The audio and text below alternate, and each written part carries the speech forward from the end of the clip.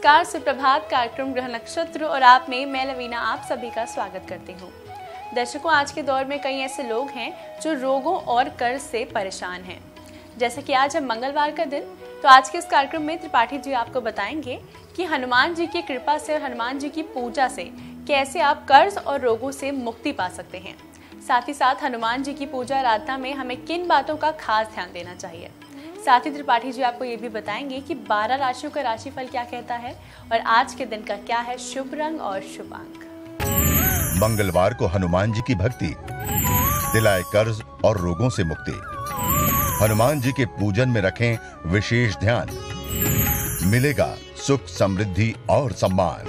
आज के कार्यक्रम को आगे बढ़ाते हुए चलिए सबसे पहले स्वागत कर लेते हैं प्रख्यात नक्षत्र गतान्वेषी डॉक्टर शंकर चरण त्रिपाठी जी का। त्रिपाठी जी, आपका बहुत बहुत स्वागत है ग्रह नक्षत्र और आप में। प्रणाम। त्रिपाठी जी, आप दर्शकों को बताएं कि हनुमान जी की पूजा आराधना में हमें किन बातों का विशेष ध्यान देना चाहिए जिससे कि हमें संपूर्ण फलों की प्राप्ति होगी।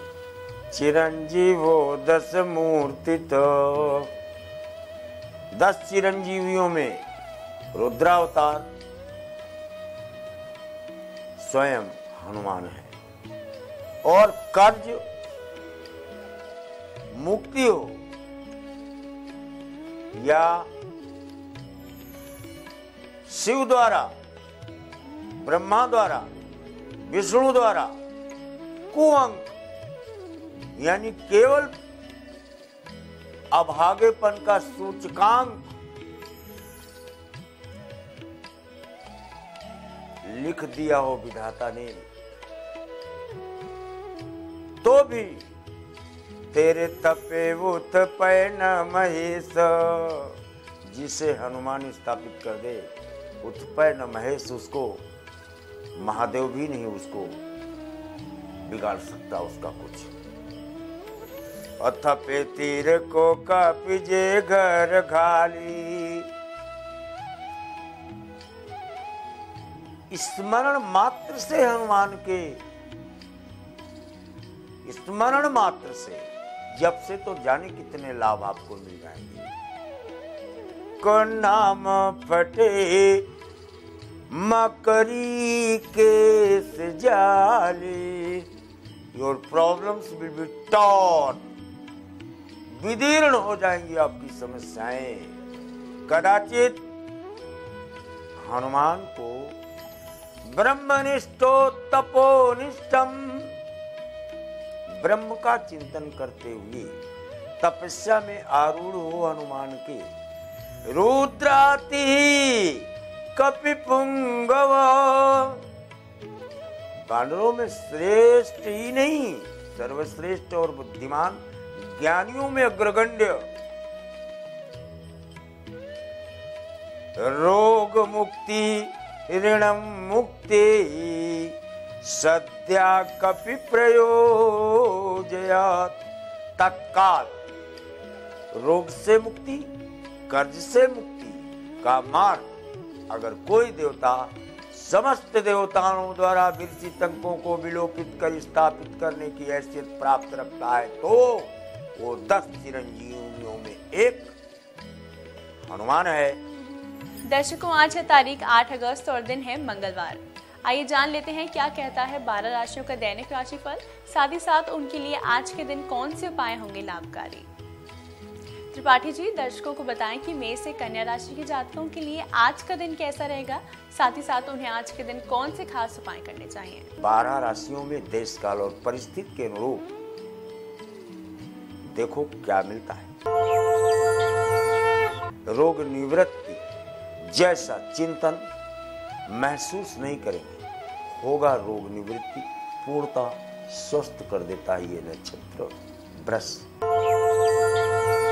पेट पीड़ा, पैर पीड़ा, सिर पीड़ा, तीनों को समूल उड़ा देगा आज ये नक्षत्र और ये चंद्रमा। मिथुन, आज किसी कीमत पर भी अगर चांदी का पात्र ना मिले तो चमकीली धातु पर ही एक बार खाना पीना कुछ भी ग्रहण कर लेना, ना कुछ ग्रहण करने की स्थिति हो तो शिव के ऊपर जल ही चमकीली धातु के पात्र से दे देना, तो भी अन्यान्य लाभ, यानी जिन लाभ, वो लाभ जो अभी तक आपको अभीष्ट रूप में प्राप्त नहीं थे, प्राप्त होते हैं। कर्क, मान और सम्मान, प्रतिष्ठा, अभिव्यक्ति, 4 चीजों में एक तो शाम तक आपको मिल जाती है। सिंह, धीरे धीरे ही चलना, मृग की छलांग देखकर अगर आगे बढ़े तो शिकार भी नहीं मिलेगा, लक्ष्य भी नहीं मिलेगा, हाथ पैर अलग जख्मी कर लोगे। कन्या,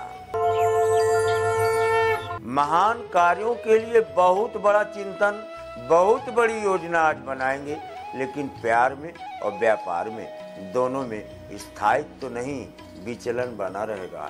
वक्त है जानने का अंतिम 6 राशियों के बारे में। तुला से मीन राशि के जातकों के लिए आज का दिन कैसा रहेगा और आज के दिन उन्हें क्या खास उपाय करने चाहिए, आप बताइए हमारे दर्शकों को।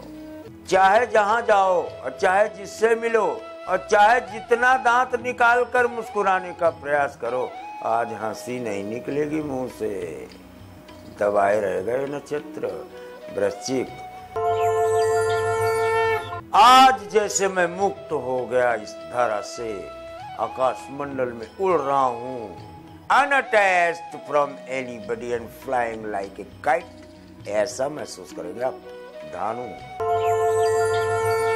जाओ जहां भी जाना हो, जिस दिशा में जाना हो, जो भी कार्य करना हो, लेकिन जहां भी जाएं, जिससे विरोध करना हो उसको अपने बाएं ही बैठने का दृश्य देना, दाहिने मत बैठ जाना, वरना बना बनाया काम तो छोड़ो, लुटिया डुबो के चले आओगे।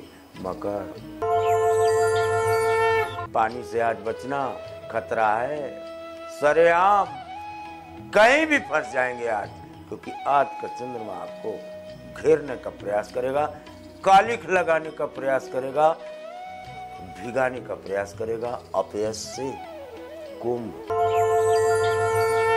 आयत की कृपा शिव की हो या इष्ट की, लेकिन आज सुमति दिन भर प्रसन्नता रखेगी आपको। मीन, प्राप्त और अप्राप्त के बीच में, इच्छा और अनिच्छा के बीच में झूलने का दिन है, इसलिए माता जी का स्पर्श, चरण स्पर्श, चंद्रमा का दर्शन, समुद्र का दर्शन, नदी का दर्शन या जल के उत्प्लावन या नौकायन देखना, ये आपके लिए आज श्रेष्ठतर रहता है। दर्शकों, हमारे कार्यक्रम में अभी वक्त है एक छोटे से ब्रेक का, लेकिन आप कहीं मत जाइएगा, क्योंकि ब्रेक के बाद त्रिपाठी जी आपको बताएंगे मंगलवार को हनुमान जी की भक्ति दिलाए कर्ज और रोगों से मुक्ति। हनुमान जी के पूजन में रखें विशेष ध्यान, मिलेगा सुख, समृद्धि और सम्मान।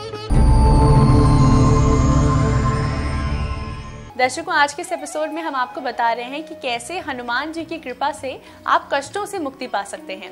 ब्रेक से पहले त्रिपाठी जी ने आपको बताया कि कर्ज और रोगों को दूर करने के लिए क्या खास उपाय हैं आज के दिन। अब आइए जान लेते हैं कि हनुमान जी की पूजा आराधना में किन बातों का हमें खास ध्यान देना चाहिए। त्रिपाठी जी, आप दर्शकों को बताएं कि हनुमान जी की पूजा आराधना में हमें किन बातों का विशेष ध्यान देना चाहिए, जिससे कि हमें संपूर्ण फलों की प्राप्ति होगी। मात्वा समझा नहीं पर नारी, विष पराव विषते विष भारी।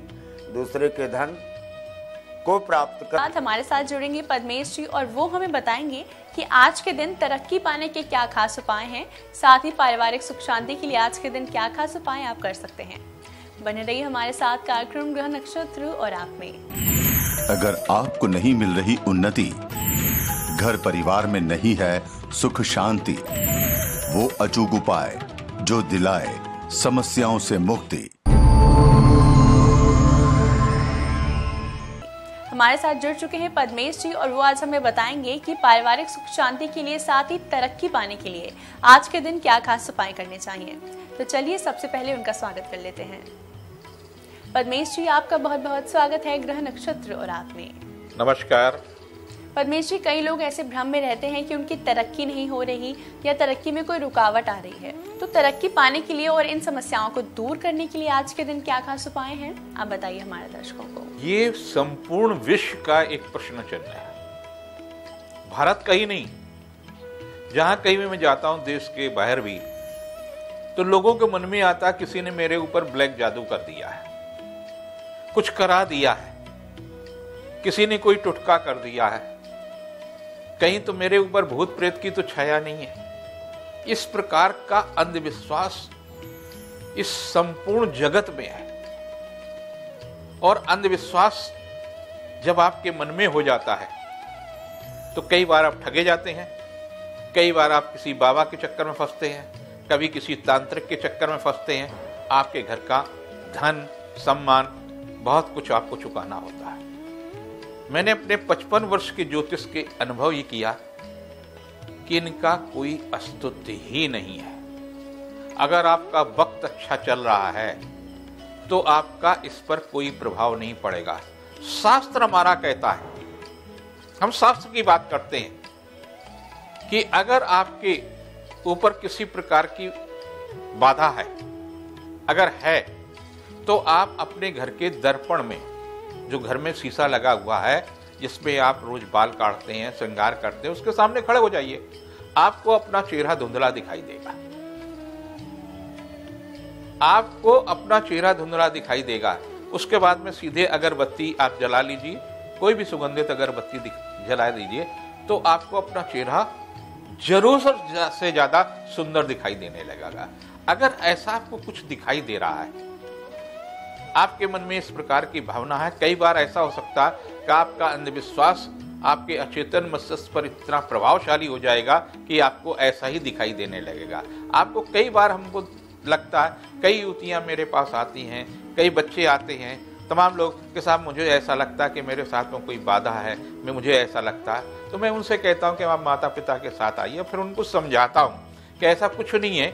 और उसके लिए आप एक काम करें कि आप घर के प्रवेश द्वार पर बाएं तरफ आप एक अनाज की ढेरी लगा दें और उस पर सरसों का तेल का दीपक लगा दें। आपके घर में जो ऋणात्मक ऊर्जा है, उस ऋणात्मक ऊर्जा के कारण से आपके घर में इस प्रकार का, आप जिस पलंग पर लेटते हैं, जिस बिस्तरे पर लेटते हैं, उस पर कपूर ले लें, काले कपड़े में कपूर बांध लें, 4 हिस्सों में बांध लें और पलंग के चारों कोनों पर रख दें। तो आपकी जो ऋणात्मक ऊर्जा है, वो ऋणात्मक ऊर्जा धीरे धीरे, ये डिप्रेशन का एक प्रकार का रोग है, मानसिक रोग है, और बेहतर ही होगा कि बाबा, तांत्रिक, ज्योतिषी के पास न जाकर के मानसिक रोग से जो के डॉक्टर हैं उनके पास जाने से आपका इलाज होगा। परमेश जी, अब आप दर्शकों को बताएं कि घर में सुख शांति लाने के लिए या जिनके घर में कलह होता है उसे दूर करने के लिए आज के दिन क्या खास उपाय करने चाहिए। मन में एक तो भय नहीं रखिए। हम हमेशा भयग्रस्त होते हैं कि ऐसा तो नहीं है फलाने ने मेरे साथ ऐसा कर दिया, कल उन्होंने जो मुझे खिलाया था उनके खिलाने से तो कहीं ऐसा नहीं हो गया, वो कपड़ा दे गए थे और ऐसा तो नहीं हो सकता। कई बार क्या होता है कि आप जब किसी तांत्रिक को बुलाते हैं तो आपके घर से कहीं हड्डी निकाल करके देगा, वो हड्डी आपके घर से नहीं निकली है, उसने एक ट्रक के माध्यम से, मतलब आप ऐसा ट्रक करेगा जिसके माध्यम से आपको हल्दी निकाल देगा, कभी हड्डी निकाल देगा, कभी कोयला निकाल देगा, कुछ भी निकाल देगा। दुनिया में कोई भी तांत्रिक इस उंगली को सीधा नहीं कर सकता। अगर टेढ़ी है, और टेढ़ी है तो झुका नहीं सकता। तंत्र एक ऐसा सशक्त माध्यम है जो ईश्वर तक पहुंचने का माध्यम तो हो सकता है, विनाश का कारण नहीं हो सकता। और फिर भी आपके मन में अगर इस प्रकार का भय है, डिप्रेशन है, तो आप एक काम अवश्य करें, भगवती बगलामुखी का एक चित्र लगा लें और उसमें 2 बांसुरी, हरे बांस वाली बांसुरी, एक इस साइड से और एक इस साइड से टांग दें और उनके मंत्र का जप करते रहें। आपके मन का भय, आपके घर की कलह दूर होगी। परमेश जी, आज आप सक्सेस मंत्र में दर्शकों को क्या बताना चाहेंगे। कृष्ण ने व्यवहारिक रूप से नीतिगत वो सारे कार्य किए, चाहे वो मित्रों के साथ हो, माँ को कैसे विश्वास हो कि बालक कंस से संघर्ष करने की क्षमता रखता है। तो उन्होंने विराट रूप माँ को जमुना के साथ ही दिखाया। दरवाजे खुल जाते हैं, यमुना का जल स्तर गिर जाता है और वहां तक पहुंच जाते, फिर से ताले जड़ जाते हैं। तो व्यवहारिक रूप से उन्होंने एक एक चीज को समझाई। इसी प्रकार से ज्योतिष व्यवहारिक है, लोक कल्याणी है, इसमें कतई भी अंधविश्वास की जगह नहीं है। न आपके गंडा से, न ताबीज से, न झाड़ा से, न फूंक से कुछ भी ठीक नहीं सकता है। जो समय है उस समय के अनुसार आप भद्रा में काम करेंगे, पंचक में काम करेंगे तो नुकसान होगा, और आप अच्छे से मुहूर्त में करेंगे तो कम परिश्रम में आपको सफलता मिलेगी। ये उसका व्यवहारिक पक्ष है। और आज का जो समय है, आज का तारीख का जो समय है वो श्रेष्ठतम समय है। आज निर्णय ले लीजिए और कृष्ण को अध्ययन करिए। कृष्णो नमस्तुभ्याम नमो नमः, कृष्णो नमस्तुभ्याम नमो नमः मंत्र के जप के साथ आप व्यवहारिक जीवन जिए। गुड लक टाइम में पद्मेश जी आप दर्शकों को बताएं आज के दिन वो कौन सा समय है जिसमें किया गया कोई भी कार्य सफलता दिलाएगा। आज का समय दोपहर का है और हमारे भारत में ही नहीं, सारे संसार में जितने महापुरुष आए हैं या तो प्रदोष काल में आए हैं या दोपहर को आए हैं ठीक 12 बजे, या रात के मध्य में 12 बजे आए। कृष्ण भगवान का जन्म रात के 12 बजे होता है, तो भगवान राम का जन्म दोपहर में होता है, परशुराम का जन्म प्रदोष काल में होता है। तो तमाम धर्म के जो अवतारिक पुरुष हैं उनके इसी कालखंड में जन्म, क्योंकि इसी कालखंड में ऊर्जा का सर्वाधिक प्रभाव रहता है। दोपहर में अभिजित मुहूर्त होता है, रात में महानिशीत काल कहलाता है, और प्रदोष काल तो प्रदोष काल ही है। तो इसमें इन लोगों के जन्म हुए हैं और यही मुहूर्त आज का सर्वोत्तम मुहूर्त। पद्मेश जी आपकी आज की उपस्थिति के लिए आपका बहुत बहुत धन्यवाद। नमस्कार दर्शकों, इसी के साथ वक्त हो चला है कार्यक्रम को यही समाप्त करने का। कल आपसे फिर मुलाकात होगी इसी समय इसी चैनल पर, कार्यक्रम ग्रह नक्षत्र और आप में। तब तक के लिए नमस्कार।